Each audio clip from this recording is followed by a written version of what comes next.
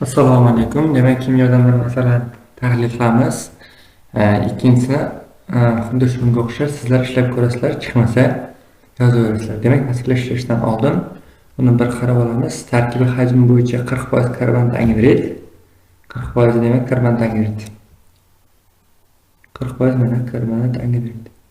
Qolgani teng miqdorda argon va azot. Demak, nima ekan? Argon va azotdan iborat. Aralashmani o'rtacha molekulasidan topishimiz kerak o'rtachasini. Bizda mana shunaqa masalada bittaga buni soddaroq variant, qiyinroq variant tushib qoladigan bo'lsa, e'tibor beradigan joyimiz mana bu joy. Teng miqdorda ko'p masalalarda ekvivalent miqdorda psixometrik nisbat, endi bu boshqa nisbat. Teng miqdorda degan joyga e'tibor beramiz. Nimagaki hozir ko'rasiz.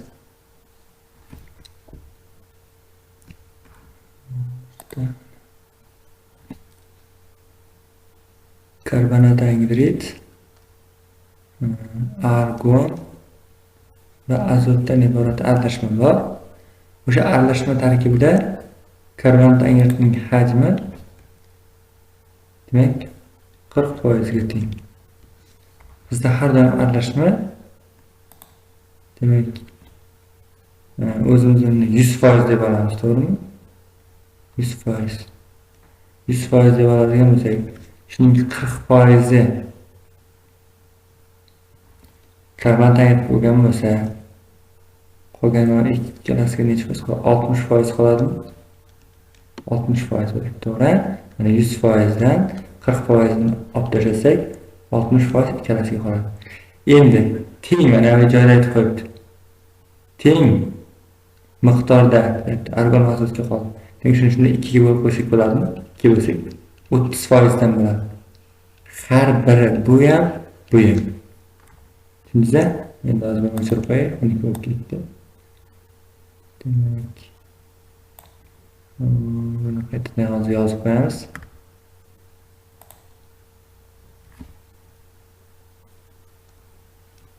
Teng degan uchun, ikkalasi har biri teng degan uchun, demak, bu ham 30%, bu ham 30%. Bu masalan bizga tayyor. Demak, o'rtacha MR ni topishimiz uchun 40 ko'paytirilgan 44 plus 40 argon massasi ko'paytirilgan 30, demak plus 28 ko'paytirilgan 30 jami 100 bo'lsak, demak o'rtachamiz 38 gram taqsim. Demak 38 gram bo'ldi. Javob ekan. Ya'ni buni agar ichkarida chiqsa osonroq ishlayman desangiz, bunday qilsangiz ham bo'ladi. O'rtachaga qo'yasiz. Ya'ni bir qo'yib olasizda, sizga qaysi bir qo'ydi? 40 demaysiz-da mana shuni. Xo'p.